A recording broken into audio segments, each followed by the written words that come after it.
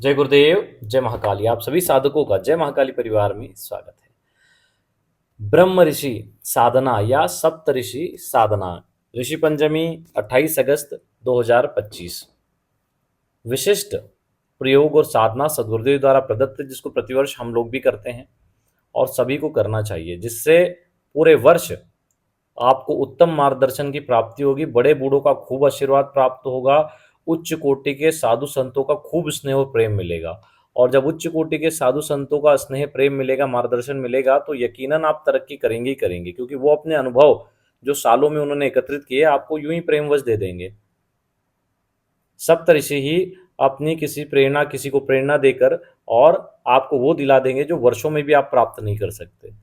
तो ऐसी विशिष्ट साधनाएं जरूर करना चाहिए। लोग बहुत हल्के में ले लेते हैं एक एक दिवसीय साधनाओं को, लेकिन हमारा ये मानना है कि सबसे ज़्यादा प्रभावी और सटीक साधनाएं होती है और साधना प्रयोग होती है, क्योंकि उस दिन का बहुत महत्व होता है।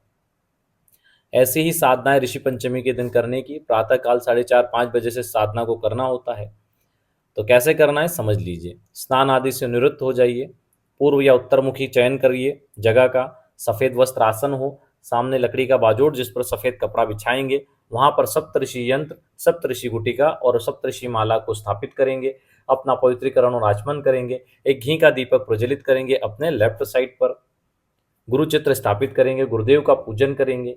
उसके बाद यंत्र गुटिका को स्नान करवा के उनका पूजन करेंगे कुमकुम अक्षत केसर चावल आदि से। माला का स्नान नहीं करवाना, माला का वहीं पूजन कर देना है। धूप दीप दिखाएंगे, हाथ में जल के संकल्प लेंगे कि आज मैं दिव्य सप्तऋषि साधना करने जा रहा हूँ। हे हमारे अग्रणीय ब्रह्म ऋषि पूर्वजों, आप हम पर कृपा करें, आपकी कृपा से उत्तम मार्गदर्शन की प्राप्ति हो, सिद्धि की प्राप्ति हो, दिव्य ज्ञान की प्राप्ति हो, चेतना की प्राप्ति हो, सदैव धर्म पथ पर रहते हुए धर्म अर्थ काम मोक्ष प्राप्ति करें, ऐसा आप आशीर्वाद दें। ऐसा बोल के जल सामने छोड़ दें। उसके बाद एक माला गणेश मंत्र और 4 माला गुरु मंत्र का जप करें। उसी माला से कर सकते हैं, अपनी गुरु माला से भी, और माला को रख दें। उसके बाद में 7 पुष्प होना चाहिए, सफ़ेद हो गुलाब के तो अच्छा है, नहीं हो तो गुलाब या गेंदा के किसी भी प्रकार के पुष्पों का प्रयोग करेंगे। एक एक पुष्प उठा के मंत्र बोलते हुए चढ़ाते जाएंगे। मंत्र को नोट करो।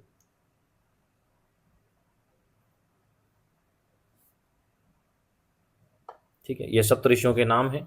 इस प्रकार सप्तऋषियों के इस मंत्र को बोलते हुए आखिरी में ओम ह्रीम ब्रह्म तत्वम सिद्धिम चैतन्यम श्रीम ओम बोलते हुए पुष्प चढ़ाएंगे। इस प्रकार 7 बार मंत्र बोल के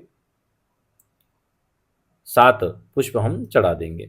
इसके बाद मूल मंत्र का 51 माला मंत्र जप करना है। मूल मंत्र को भी नोट करें।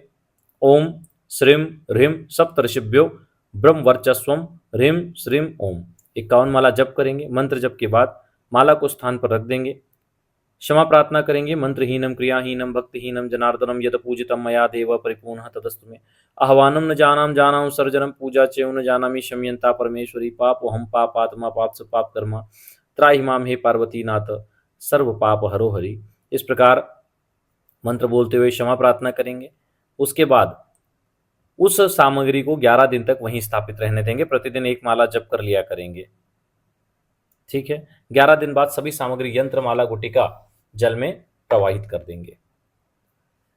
इन 11 दिनों में हो सके तो प्रतिदिन 11 दिन तक ब्रह्मचर्य का पालन, जमीन पे शयन और एक समय भोजन बिना लहसुन प्याज नियम पालन करें। चाल चरित्र और चेहरा सही रखें, क्रोध ना करें, अपशब्द ना बोलें। ठीक है, अगर आप भूखे नहीं रह सकते तो फिर आप पहले दिन एक समय भोजन कर ले, बाकी दिन बिना लहसुन प्याज का 2 दिन भोजन कर लें, कोई दिक्कत नहीं, लेकिन बाकी नियमों का पालन करें ब्रह्मचर्य आदि का। तो इस प्रकार अगर आप करेंगे तो ये साधना बहुत फलित होगी। देखो, साधना की ऊर्जा में ब्रह्मचर्य का क्या महत्व है उसको एक बार समझा देते हैं हम। साधना में एक बहुत विशिष्ट ऊर्जा का निर्माण होता है।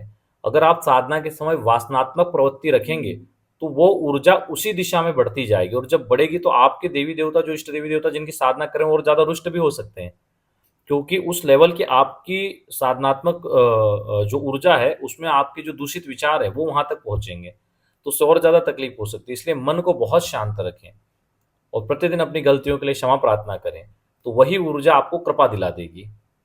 लेकिन मन में शुद्धि होनी चाहिए, मन से क्षमा प्रार्थना होनी चाहिए, मन में उस चीज की गिल्टी होनी चाहिए कि गलत विचार आ रहे हैं। नहीं तो दिखावे के लिए शक्तियां उस चीज को सब समझ लेती है कि कौन कितना दिखावा कर रहा है। ठीक है ना। तो चीज़ों को अच्छे से समझ के साधना करो, 100% लाभ होता ही होता है। ये साधनाएँ हम भी करते हैं प्रतिवर्ष और उनकी खूब कृपा, सानिध्य, मार्गदर्शन प्राप्त होता है।